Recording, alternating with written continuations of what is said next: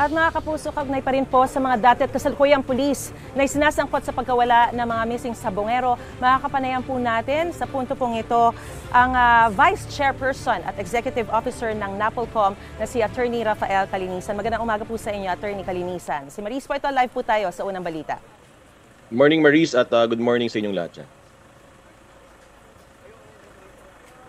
Una sa lahat, Attorney, batay po dun sa mga record na nakuha nyo na maaari nyo maisiwalat sa amin, ano po ba yung impormasyon na nakuha nyo tungkol dito sa 14 na pulis na isinasangkot nga dun sa pagkawala ng mga sabongero mula kay Dondon Patidongan? Gaano kalalim yung kanilang pagkakasangkot dito sa kasong ito? Siguro magsimula muna tayo dun sa pinaka-basic. It appears dun sa pinasa na complaint affidavit ni alias Totoy, parang di naman 14, parang 18 yung pangalan na nandito sa aking mesa. So halo-halo yun. It appears that there are 18 names, some of which are in the active service, some of which are dismissed. So ngayon, talagang hinihimay natin. Pero it appears parang 13 yung active. Parang 5 yung dismissed doon sa listahan na ibinigay ni alias Totoy. So we can start from there. Doon sa tanong mo na ano yung lalim ng ebidensyang nandito, patawad Maris kasi bukod doon sa tayo investigador, mula nung nag-file ngayon si alias Totoy, tayo na rin ay huwes. So we are wearing 2 different hats here at the National Police Commission. One as an investigator, and second, yung pong isa sa mga magdi-decide nitong kasong ito. Alright, we understand. Pero Attorney, dun sa sinasabi po ninyo na 13 mga pulis at mukhang 5 yung wala na sa aktibong serbisyo, ano po yung nakita ninyong record nila? Meron na po ba silang mga masamang record or mga kinasangkutang kaso in the past? Ayun nga, as far as the 5 others, they were previously dismissed. Yun, that I can say. Dun sa 13, ngayon ay aming sinusuri ito. Patawad, I could not give you more details on that. Meron na bang lumapit sa inyo para magpaliwanag? Inaantay ko nga eh. Sabi ni Totoy kahapon, very very clearly, sabi niya, inaasahan din niya na yung ibang mga pulis doon na nasampahan dahil sama-sama na daw sila, maaari daw silang sumuporta sa kanyang mga nilahad. So kung ganun nga ang mangyayari, very thankful ang National Police Commission dahil sila ay magiging susi sa investigasyon na nangyayari at sa kasong kasalukuyang nakafile ngayon sa NAPOLCOM. So lahat ng tao na may impormasyon, welcome po na magpasa, including those na napapasama ngayon sa kaso. Sa puntong ito, masasabi po ba natin na credible witness talaga itong si Julie Dondon Patidongan alias Totoy? Yun din ang isa pang mga katanungan na napakahirap sagutin, Maris. Kasi part yon ng aming evaluation.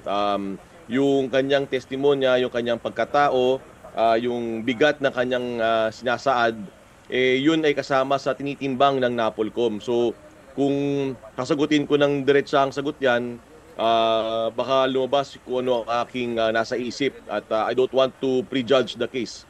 Kailangan natin munang silipin yung munang sagot ng mga respondent. So we are sending orders slash summons to all of these respondents na sana sagutin nila yung kasong ipinail ni alias Totoy dito sa NAPOLCOM.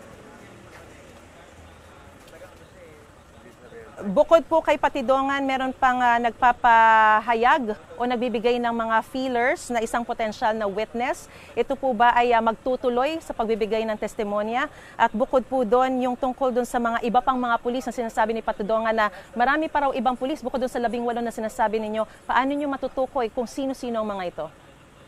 Una, gaya na sinabi ko kanina, aside from the case which is already filed here, tuloy-tuloy pa rin naman ang investigasyon natin. So, kung sabi ko nga, kung meron pang ibang pulis na gustong lumapit dito, edi so be it, di ba? Kung yung nagpaparamdam sa atin dati, gusto pa rin niyang ituloy, sana wag na yung kwentong barbero, papilan niya para black and white tayong nag-uusap. Kasi we're talking about lives of many people here, allegedly 100 yung namatay.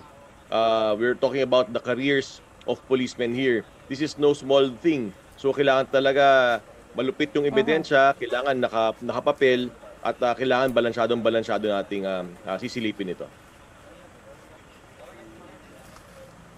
Sa takbo na investigasyon ninyo, kaya nyo yung sinasabi nyong target na 2 buwan matatapos nyo ito?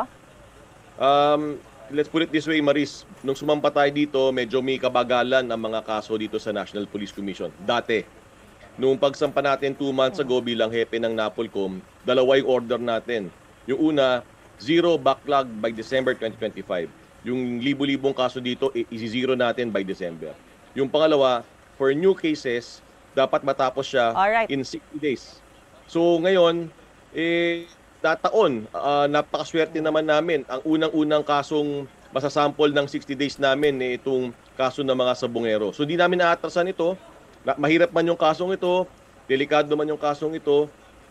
We will observe due process pero papaspasan natin ng hustisya. Masyado nang matagal yung 4 na taon na nag-aantay yung taong bayan dito. And on trial din ang institutions, particular ang National Police Commission. So, we will make good on that promise. Susubukan ho namin talaga sa ubos na aming makakaya ang 60 days na pinangako namin.